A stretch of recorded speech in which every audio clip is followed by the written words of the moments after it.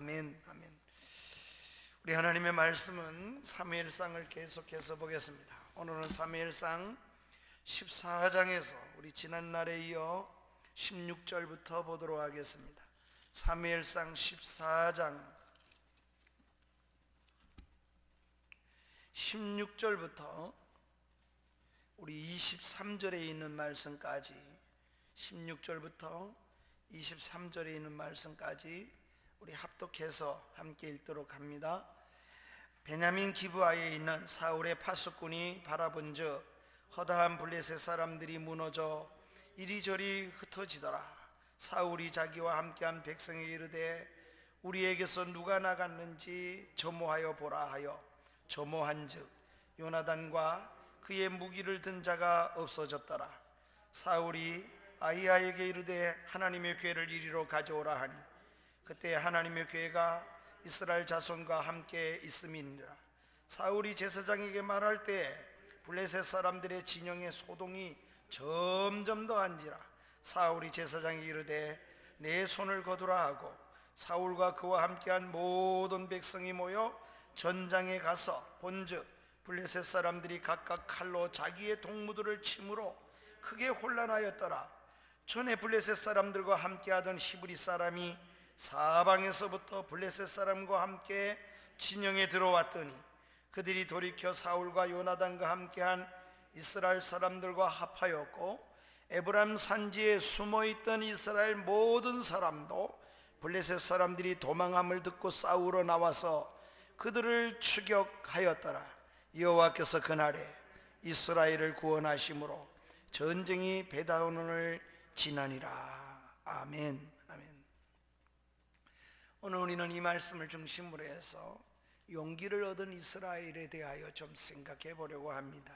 숨어있던 이스라엘, 숨어있던 사울왕, 숨어있던 이스라엘 백성들이 두려움에 떨던 데서 어떻게 일어나서 그 용기 백배하고 그렇게 감당할 수 있었을까? 이스라엘의 영적인 대부흥기처럼 하나님께서 그렇게 역사하여 쓰셨음을 볼 수 있습니다. 누구를 통해서 그렇게 하셨습니까? 사울의 아들 믿음의 용장 요나단입니다. 그리고 그를 따라갔던 병기든 사람, 이름 없는 한 병사를 들어서 하나님께서 그의 믿음을 들어 이와 같이 역사를 하셨습니다. 한 사람의 희생이, 한 사람의 믿음의 역사가 모든 사람들을 용기 백배하고 그 두려움에서 벗어나서 숨은 데서 나와서 감당할 수 있는 역사를 이루게 만들었습니다. 마치 예수님이 십자가에 돌아가심으로 다 무서워 떨던 그 사람들이 우리 주님 한 분이 부활하시고 부활하시는 큰 능력으로 말미암아 제자들이 예수님을 만나고 그 부활하신 주님 때문에 새 역사를 이루고 성령에 의해서 두려움을 떨쳐버리고 감당해내는 것처럼 하나님께서 오늘 그런 역사를 이스라엘의 그 두려움 속에서 어쩌면 예수님의 부활처럼 놀라운 역사를 이루게 된 것을 볼 수 있습니다. 사랑하는 여러분, 예수님의 부활은 단순히 죽음에서 살아난 기적만을 의미하는 것이 아닙니다. 예수님의 부활은 어떤 의미 속에서는 네 가지 의미가 중요한 의미를 담고 있습니다. 우리 주님이 부활하심으로 어떤 역사가 일어난 것입니까? 먼저 그것은 예수 그리스도가 어떤 분이신가를, 예수님의 정체를 잘 보여주셨습니다. 그분이 누구신가를, 죽음의 권세도 그를 억제할 수 없는 분이심을, 그분이 하나님의 아들이심을, 그리고 그분이 생명의 근원이 되심을 예수님을 통해서 잘 보여주었습니다.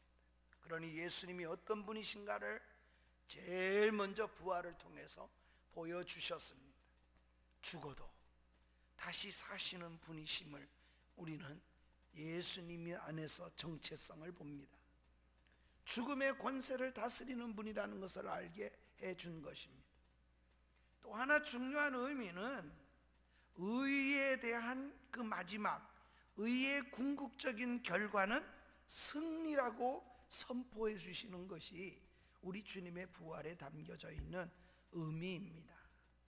불의가 악이 승리하는 것 같지만 그의 결국은 악은 반드시 실패하고 악은 반드시 하나님의 심판하고 의가 결국은 이기고 만다는 것을 잘 보여준 것이 예수님의 부활입니다.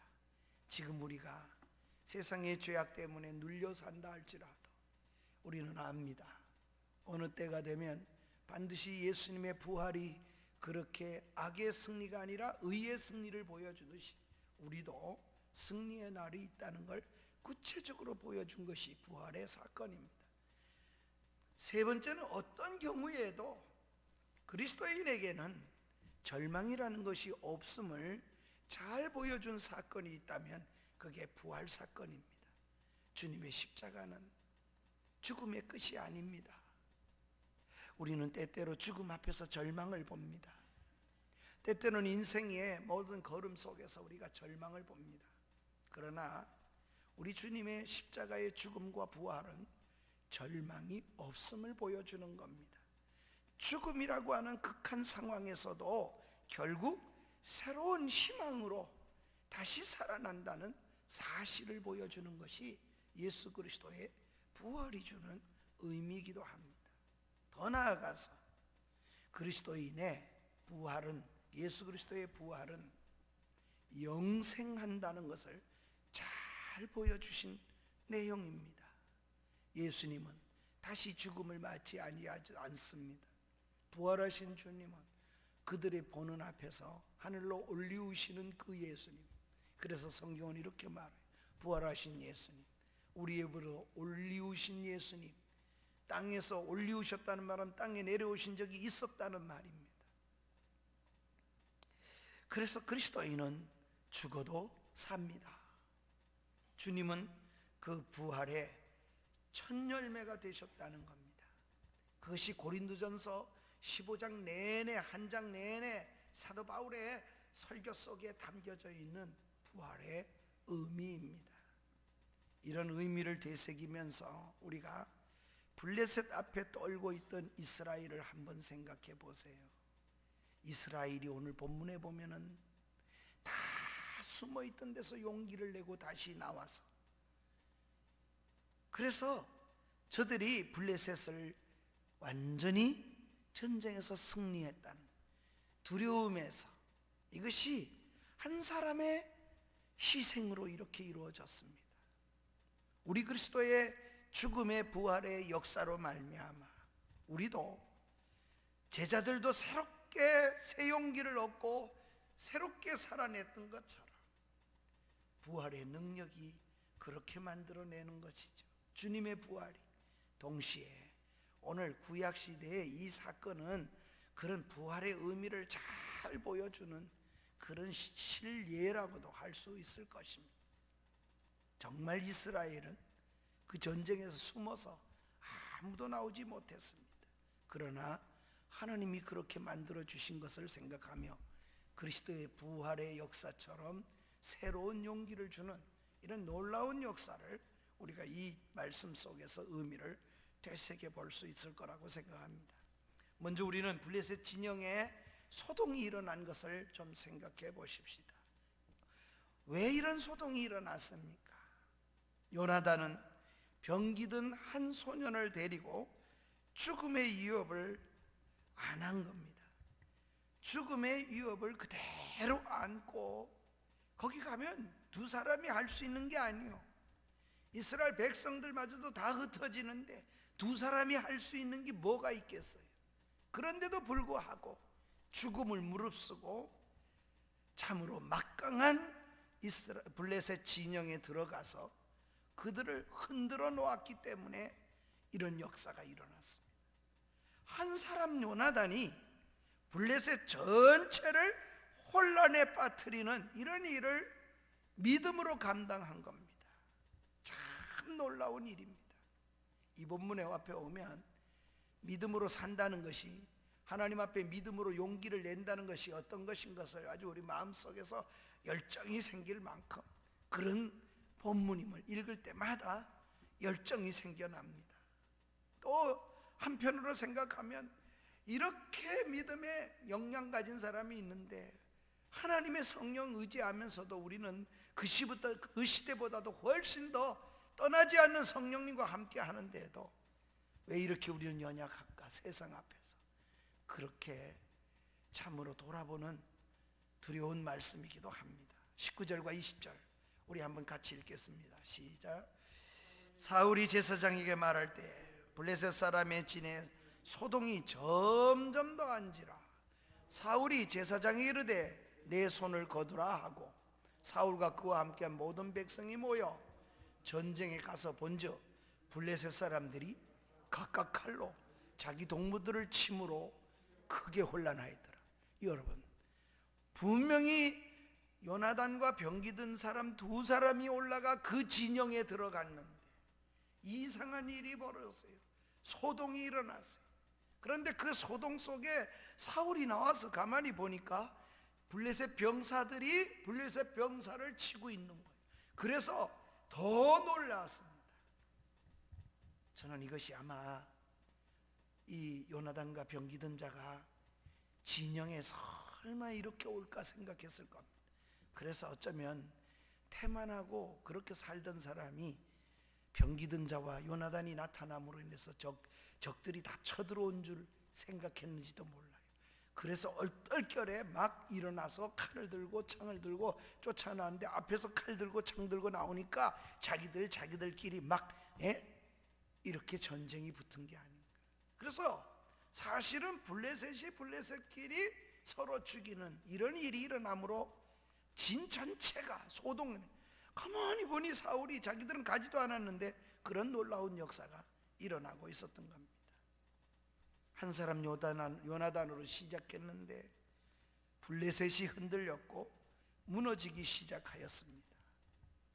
우리 주님 한 분 말씀으로 세움으로 사단의 세력 전체가 무릎을 꿇게 만드셨습니다. 예수님 그분으로 사단의 세력은 결박을 당하기 시작했습니다. 사단의 나라는 흔들리고 사단의 세력은 무너지기 시작한 것은 예수 그리스도의 죽음과 부활의 역사 속에 그와 같이 되었습니다. 오늘 요나단이 이러한 일은 어쩌면 이스라엘의 큰 영적 부흥을 일으킬 뿐 아니라 부활의 큰 역사의 영광을 보는 것과 같습니다.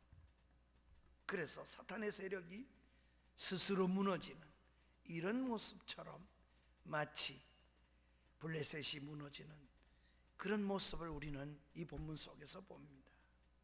그래서 어떻게 되었습니까?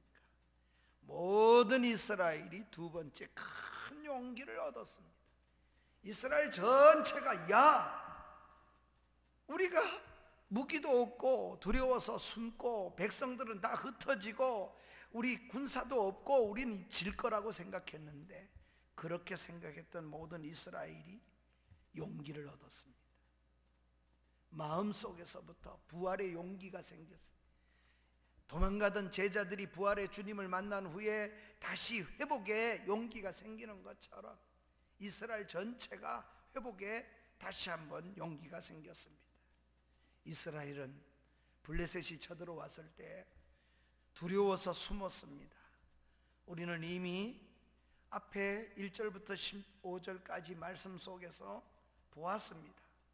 수많은 블레셋의 병력을 보고 이스라엘은 다 무서워서 숨어버렸어요. 심지어 또 어떤 사람들은 요단강을 건너서 아예 거기 있다가는 언제 전쟁에 쳐들어올까봐 아예 요단강을 건너서 도망간 사람들도 우리 1절부터 15절에 우리 전에 볼 때 말씀 속에서 보지 않았습니까? 남은 사람들은 어떻게 하고 있었습니까? 오늘 우리가 5절부터 앞으로 돌아가서 한번 볼까요? 14장 우리 5절부터 한번 7절까지 한번 읽어보십시다. 자, 5절부터 우리 7절까지 같이 읽습니다. 한 바위는 북쪽에서 믹마스 앞에 일어섰고 하나는 남쪽의 게바 앞에 일어섰더라. 요나단이 자기 무기 든 소년에게 이르되 우리가 이 할례 받지 않은 자들에게로 건너가자.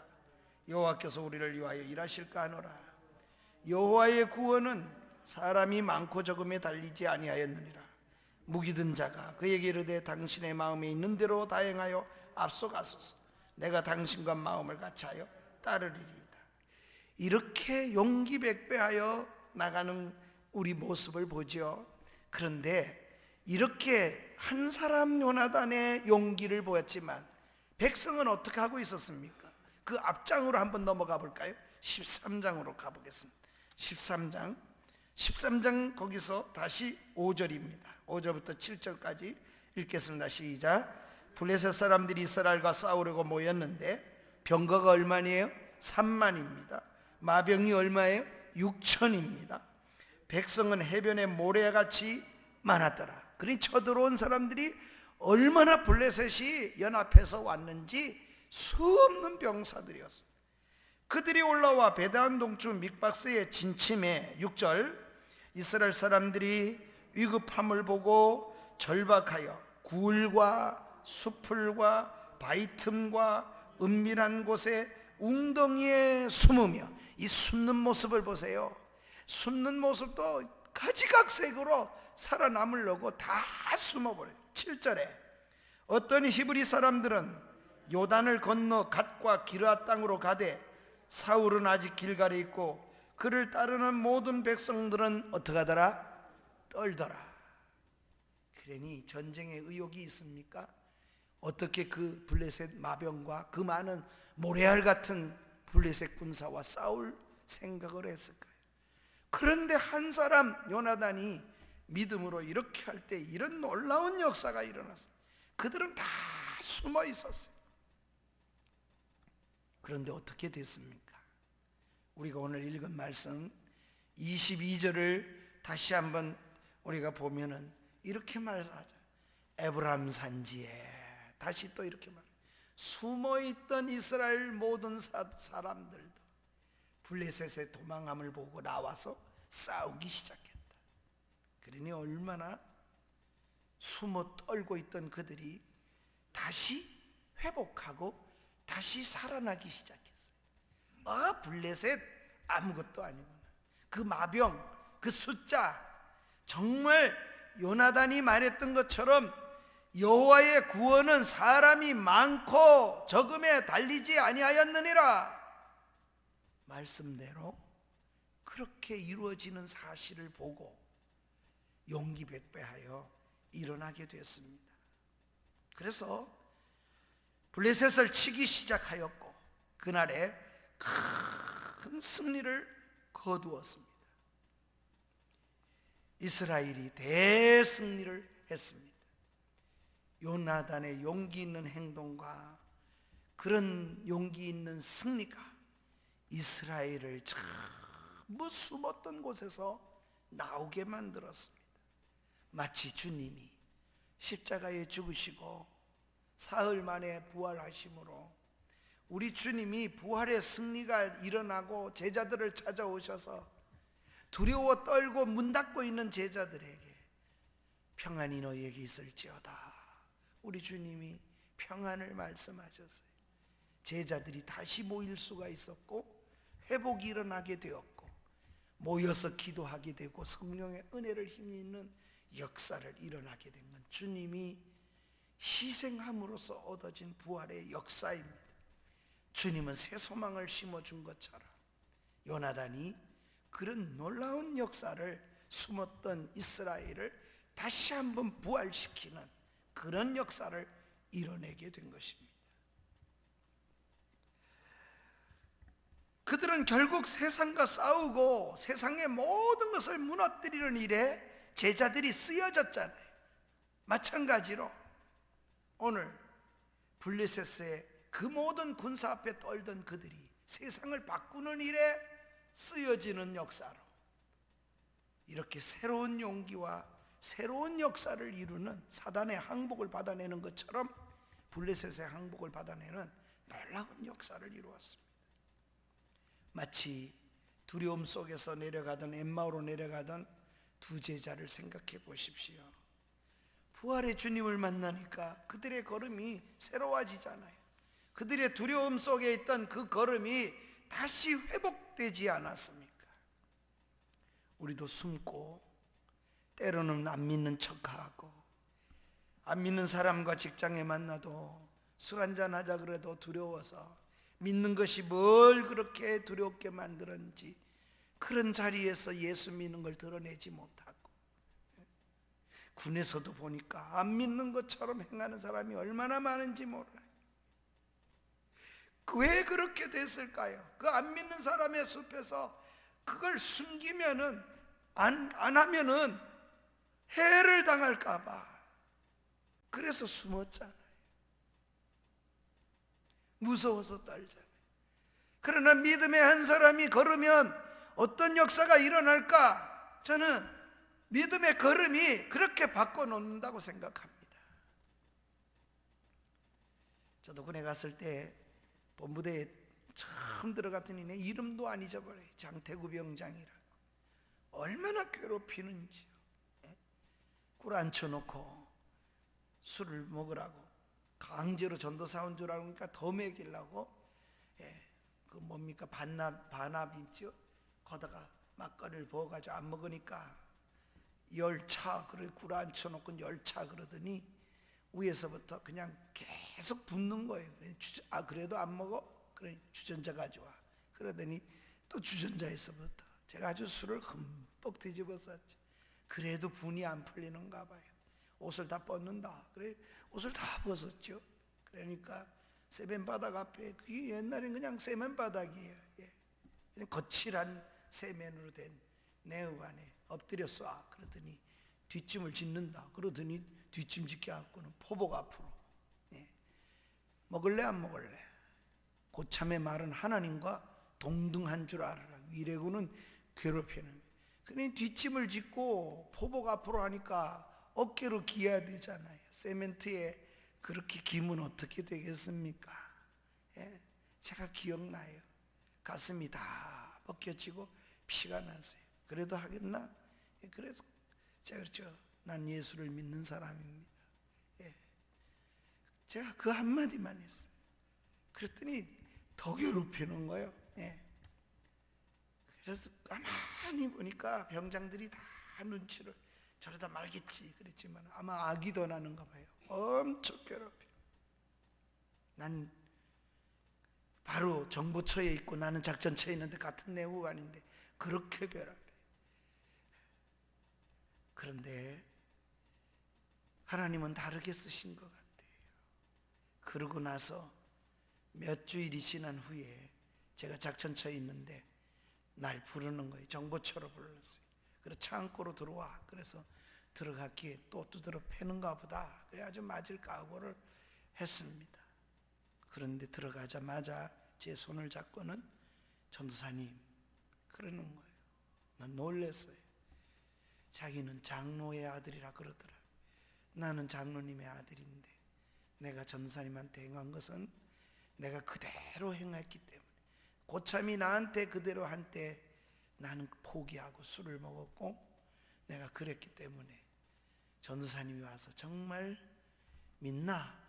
그래서 내가 당한 대로 한번 해봤습니다.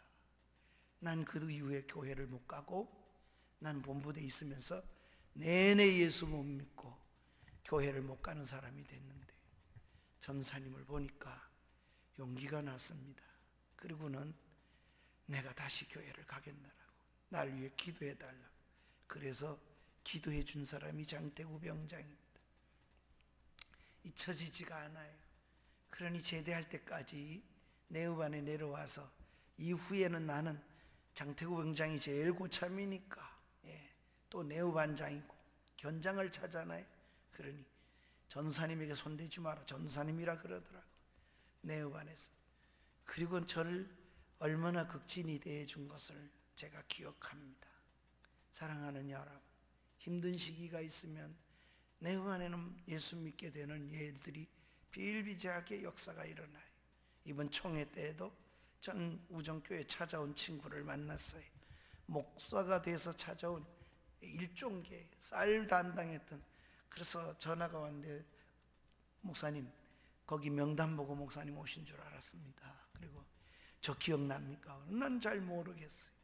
3739 부대 본부 쌀종계, 나보고 쌀종계라 그러던 일종계 아십니까? 자네 그때 그 사람이요? 그랬더니 어떻게 이 교회 나오나? 그랬더니 그랬는 거예요. 목사님 제가 목사가 돼서 울산노예 목사입니다. 청신을 90m로 졸업을 하고 제가 목사가 됐습니다. 그래서 깜짝 놀랐어요. 금년총회에서 또 군에 있던 친구를 만났습니다. 같은 교단의 목사로 세워져 있어서 만나고 너무 기쁨도 되었습니다. 사랑하는 여러분, 숨어 있는 데서 나올 수 있는 것은 믿음의 부활하신 주님이 만들어주는 것처럼 우리 속에 부활의 주님으로 말미암아 또 용기 있게 만들어주는 일을 어떻게 만들어 가겠습니까? 주님은 십자가를 앞에 두고 이렇게 말씀하셨습니다. 요한복음 16장 33절의 말씀이 그 내용입니다. 우리 다 같이 한번 읽을까요? 시작. 이것을 너희에게 이르는 것은 너희로 내 안에서 평안을 누리게 하려 함이라. 세상에서는 너희가 환난을 당하나 담대하라. 내가 세상을 이기었노라.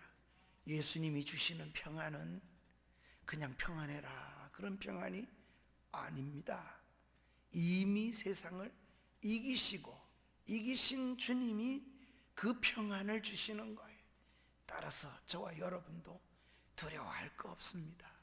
믿음으로 서면 되는 거예요. 믿음으로 서면 반드시 하나님께서 역사를 이루신다고 저는 믿습니다. 또 그렇게 세워 가시는 걸 제득적으로 저는 주를 믿습니다. 주님은 우리 믿는 세상의 환난을 당하지 않는다고 말씀하신 적이 없습니다. 환난을 면케해 주세요 그렇게 기도해라고 말씀하신 적도 없습니다. 시험을 없게 해달라고 기도하라고 말씀하신 적도 없습니다. 너희가 세상에서 시험을 당하고 환난을 당한다 그럽니다. 그러나 그 환난에서 이길 것이라고, 두려워하지 말라고 말씀하시는 겁니다. 오늘날도 한 가지입니다. 우리가 하나님의 말씀을 붙잡는다는 말은 그런 것입니다. 주님이 세상을 이기셨기 때문입니다. 주님이 죽음을 이기셨기 때문입니다. 주님이 부활의 첫 열매가 되셨습니다. 우리도 이길 수 있습니다. 분명히 우리는 영향력 있게 살 수 있도록 하나님이 하십니다. 두려워하지 마십시오. 그렇게 하는 것이 하나님의 역사를 이루는 거예요. 때로는 우리가 어떻게 서든지 간에 양심을 쓰고 믿음을 쓰면 어떻게 세워지는 것을 하나님은 분명하게 보입니다.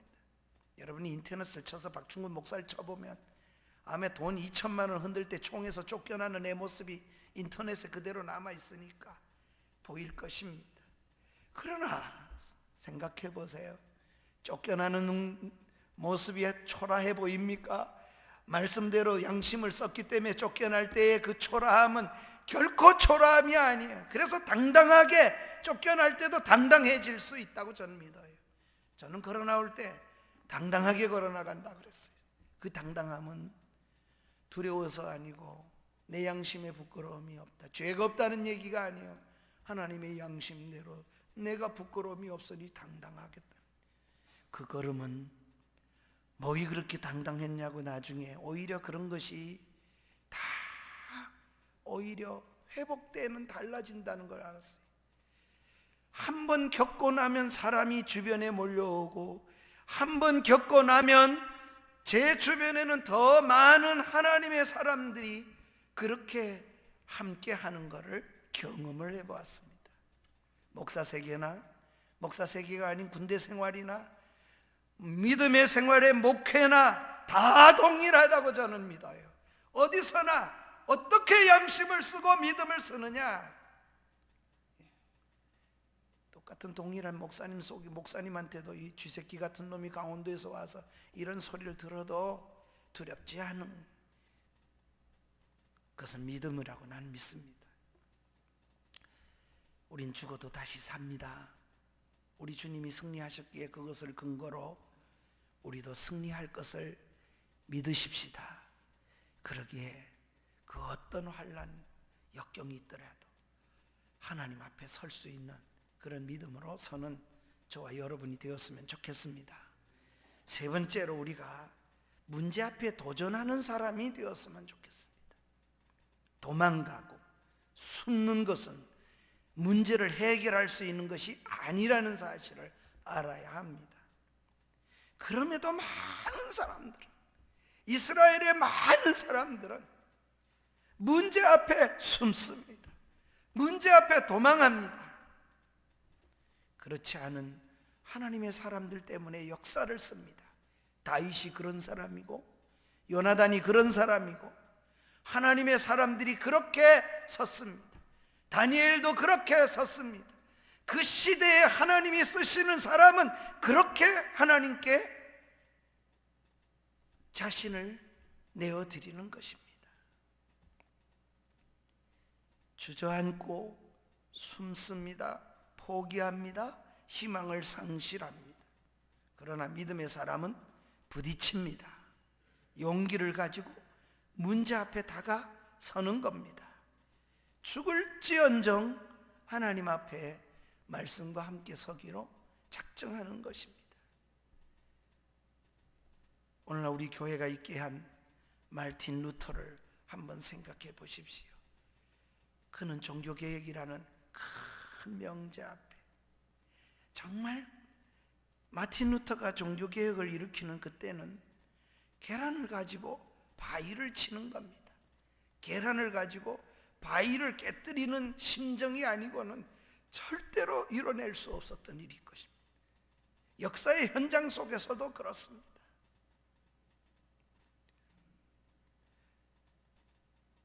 그렇게 할 수 있겠습니까?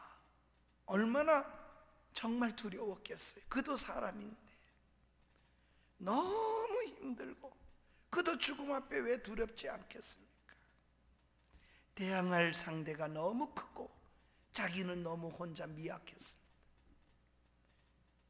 그래서 주저앉은 적이 한두 번이 아니라 그렇게 고백합니다. 그의 탁상담화를 읽어보면 그는 늘 주저앉고 싶었다고 고백을 일기처럼 써놨습니다.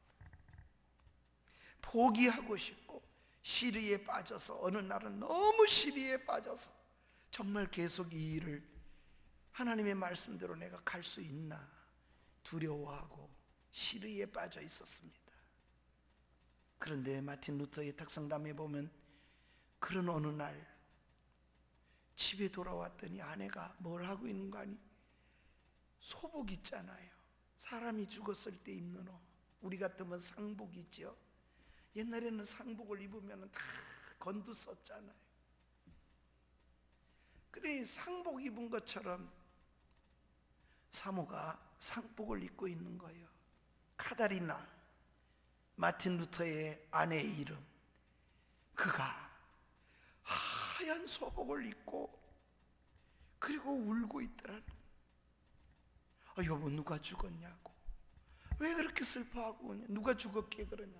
마틴 루터가 너무 깜짝 놀래가지고 아내에게 물었어요. 그랬더니 아내가 남편을 쳐다보더니 이렇게, 하나님이 돌아가셨습니다. 하나님이 돌아가셔서 너무 슬퍼서 우는 거라고. 마틴 루터가 아내를 붙잡고 이런 얘기를 한 것이 기록에 남아있어요. 여보 하나님이 죽다니 이게 무슨 말입니까? 하나님은 죽지 않으시는 분이고 하나님은 능력의 하나님이신데 하나님이 어떻게 죽냐. 그때 마틴 루터에게 아내가 한 말이 이렇습니다. 하나님이 죽지 않았다면 당신은 어떻게 좌절하고 낙심하고 하나님은 살아계시다고 그러면서 당신은 왜 두려움에 젖어 있습니까? 죽지 않은 하나님이라고 말하면서. 여기에 마틴 루터가 용기를 얻고 종교개혁을 완성시키는 일을 그가 이루었다고 기록되어 있는 걸 보한 적이 있습니다. 그렇습니다. 하나님은 살아계시고 주님이 부활하셨음을 믿을진데 이 세상에 무엇이 두려워서 숨어 있겠습니까? 우리 모두가 작은 요나단이 되는 은혜가 있기를 주의 이름으로 축원합니다. 목사는 목사 세계에서, 노예면 노예에서, 총회면 총회에서 하나님의 작은 요나단으로 살아가십시다. 우리는 늘 숨어 있다가 누군가가 해결하면 그때 나와 함께 나와서 전리품 나눌 때는 서로 피 터지게 그거 나누려고 그런 삶을 살아가서는 안 되는 것입니다. 모두가 무서워 떨고 있고 모두가 숨어 있을 때 그때 나서서 승리의 그 막힌 모든 실타래를 풀어가는 일에 쓰이는 사람으로 하나님께 살아야 될 것입니다. 우리 모두가 믿음의 요나단이 되어지는 것은 너무나 소중합니다. 모두가 숨을 때 너무 무서워서 여기 숨고 웅덩이에 숨고 또 숨고 어떤 사람들은 요단강을 건너서 아예 멀찌감치 도망간 사람들이 있을 때 다 무서워서 숨. 그때도 작은 요나단이 되어지는 믿음의 사람이 되십시다. 내가 요나단이 되기를 다짐하고 헌신하자 그 말입니다. 내가 나섬으로 주저하던 사람들이, 뒤로 물러서던 사람들이 믿음에 함께 서는, 동참하고 격려하고 그리고 그들을 다 고무하여 세우는 그런 일에 쓰이는 사람이 되기를 바랍니다. 그리고 입을 조심하십시다. 앞에서 하지 못하는 말은 절대로 뒤에서 하지 마십시다. 없는 데서 말하는 건 너무 엉터리입니다. 앞에서 못할 말은 뒤에서도 하지 않는, 전 내 노트에 그렇게 적혔어요. 내가 대놓고 말을 못한다면, 그래서 대놓고 말하는 게 아니면 침묵하는 것이 좋습니다. 누군가가 나서기를 기다리기보다 내가 나섬으로 불을 붙이십시다. 생명력을 위한 그런 하나님의 일에 그렇게 쓰여지면 좋겠습니다. 그것이 하나님의 나라를 향하여 걷는 걸음이 아니겠습니까? 목회를 하며 평생 저를 울린 돌아가신 한 권사님이 계십니다. 개척을 하고 너무 힘들게 어려울 때 한 사람이라도 새롭게 오면 얼마나 감사해요. 그러니 왔는데 재직회 할 때마다 그 집사님은 매번 그 헌금한 것이 제대로 쓰이나 관심이 많으신가 봐요. 그때나 이때나 제가 예산을 세우던 제 평생에 재정부에 들어가는 일은 제가 안 하겠다 그랬으니 재정부에 들어가 본 일도 없고 재정을 세워본 일도 없고 사례를 얼마 준 것 때문에 싸워본 일도 없고 평생 그렇게 가겠다. 그것이 깨끗한 사람이냐? 아닙니다. 헌금 전체를 관리하고 그렇게 어떻게 써든지 주도적으로 쓰는 거, 전 그게 믿음의 목회에 절대적 필요 있다고도 생각합니다. 그러나 내 목회 속에서는 저는 안 맞는다고 생각한 거지. 내가 입을 옷이 아니라고 생각했기 때문에 전 그렇게 섰습니다. 그러니 내가 어떻게 써져 있는지도 다 모르지만 계속해서 들어오신 분이 물어요. 그래서 재직회를 하면 길어지지요. 그런데 뒤에 앉았던 우리 권사님이 있다가 그러는 거예요. 아무개 집사, 그러려면 딴 교회 가라고. 딴 교회 가라고. 제가 깜짝 놀랐어요. 아이고, 전도를 못하는 권사님이 다른 교회에서 왔으면 그래도 잘 견디라 그래야지. 목사가 뭐 안 내쫓는데 이 권사님이 내쫓는구나, 이 생각이 들어서 다 들렸어요. 제 귀 앞에 서 있는데 재정부가 보고를 하는데. 그래, 이렇게는 평택에 교회가 그렇게 없어요. 교회가 얼마나 많은데요. 교회 많잖아요. 아유, 우리 교회 말고 다른 데 가라고. 괜찮아요. 이렇게 하세요.